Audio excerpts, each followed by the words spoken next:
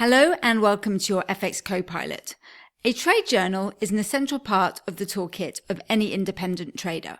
Trade journals can help you monitor, analyse and evaluate your trade strategies and performance. They can also help you monitor your mindset, discipline and emotional state for any emotional trading issues that may be blocking your path to success. And they can help you evolve and learn. They can help you extract key learnings from your trades and identify key areas for improvement. As we explain in our 2 cross-check videos, you can find links to those in the description below. There are 2 scenarios when you launch a cross-check, and both lead to its own trade journal, either TJ1 or TJ2. Either way, at the end of the cross-check, your FX CoPilot will automatically prompt you to fill in one of 2 trade journal options. TJ1 is for trades that did not pass the cross-check and were rejected and not taken. This is triggered when you abort the trade by clicking the abort button on the before takeoff checklist. TJ2, on the other hand, is for trades that did pass the cross-check and were actually taken. And TJ2 is triggered when you press the complete trade button on the after landing checklist. You can access your trade journals here at any time. And we've purposely kept trades aborted separate to trades taken, just so it's easier to monitor the results of the trades that you've actually aborted and can watch for learning purposes versus the trades actually taken. So I'm clicking through to TJ2 trades taken, where I've added a few example trades to show you the trade journal functionality. So when you first navigate to either TJ1 or to TJ2, the default order of the trade entries is displayed by exit date, with the latest entry at the top. The 3 columns with the arrows at the top are the columns that you can reverse the order to. So clicking on this arrow for exit date will reverse the order and give you the earliest trade first. Same for entry date, and for currency it will just group them in alphabetical order and then the reverse order. And whatever heading is highlighted blue is the column you are reordering. So the search tool top right is also really helpful. So let's say you want to see all of your GBP AUD trades. You just type that in here. It will just group all of those trades together, including totaling your pips and your P&L for those trades. And it will also group all of your learnings and trade notes together for those trades. Or you could just group all of your GBP trades together by just typing in GBP and it will bring all of them up. And if you completely delete this, you'll just see all of your trade entries again. So both TJ1 and TJ2 and the strategy reports allow you to define a specific trade sample number. So the last 5, 10, 15 or 20 trades, so that you can monitor your performance over a given sample number of trades. So if you see this records drop down at the top left of each report, you can change the sample number. The default is 10 trades, but depending on how frequently you trade will determine the sample number you monitor. So if I select 5, you'll see that it will bring up batches of 5 trades. So scrolling down, you can see that this is the first batch of 5 trades. So it's showing 1 to 5 of 12 total entries. And then if you click along here, you'll get the second batch of 5 trades and then the third batch of 5 trades. So say you had 25 trades in total, you would have 5 batches of 5 trades. And on each sample page, the app calculates the pips and P&L for that sample.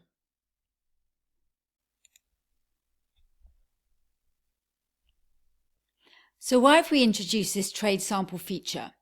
Well, in trading, you won't make money without a high probability trading edge, and a couple of trades won't tell you if you have one. As Mark Douglas explains in his must-read book, Trading in the Zone, a trading edge means putting the odds in your favour over a series of trades, so it's vital to see your results over a significant trade sample. And you'll need to do the same thing enough times to know if you have a trading edge. When you're making changes to your strategy, remember that you need a decent sample number of trades in order to make any worthwhile observations and changes, and test it over a sample number of trades first. Whether in TJ1 or TJ2, you'll find the same 3 icons at the end of each trade entry. This icon indicates whether you've marked the trade journal entry as completed or in progress on the underlying form for each trade entry. You can delete the trade here, and here you can view or edit the details of the trade. As you'll see in our cross-check videos, this form here forms the basis of the trade journal, which your FX Copilot automatically takes you to at the end of the cross-check. So here is the trade journal form for TJ1 trades aborted, alongside the trade journal form for TJ2 trades taken, just so we can have a quick look at the differences. So in addition to recording usual trade data, such as entry date, exit date, direction of the trade, the strategy traded, and P&L, both trade journals also incorporate questions to help you with your trade evaluation, including mindset questions to help you identify any emotionally based trading obstacles you may have. It's important to evaluate your trading and yourself honestly, especially if you want to improve your trading performance. The trade journal questions have a twofold purpose. One is to evaluate the effectiveness of your trading rules, and the second is to evaluate your mindset. So on TJ1, so this is the trade journal for trades aborted, so trades that you did not take. The question is, why did you reject the trade? It's very important to note it for when you come back to review the trade.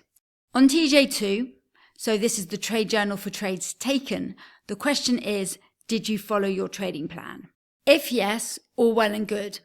If no, you are presented with two further questions. What were the consequences of non-flawless execution? i.e., what were the consequences of not following your trading plan? So for example, this could be that you stopped out. The second question is, what was your state of mind or your feeling state? Again, emotions are such an important part of trading. Were you tired? Were you stressed? Were you distracted? Were you feeling like you just wanted to recoup a lost trade? Were you fearful? Were you feeling a bit gung-ho and just focusing on making money rather than actually flawlessly executing your trading plan? Writing it down will help you identify emotional patterns and help you deal with emotional trading behaviors because it brings awareness to them, which is the beginning of change. Answering these questions honestly is for your own progress and benefit and can be rewarding even beyond trading. So with regards to trade notes and learnings, these are the same on both of the trade journals. The trade notes section appears throughout the cross-check process. This allows you to record any actions and decisions that you take as the trade progresses, as it's not always easy to remember the detail of what you actually did and why after the trade. It's also important to record any emotional struggles you encounter at the time. Were you tempted to take profit early or to move your stop further away, or to break one of your trading rules? Ask yourself, what are you feeling and the thought behind it? As mentioned previously, awareness is the beginning of change. Learnings form a key part of your FX Copilot, and the trade journals will invite you to identify key learnings from your trades. Your last 3 learnings will then appear on your dashboard so they remain front of mind. I hope that's been helpful. If you haven't already signed up for a free trial, look out for details on the next screen. Thanks for watching.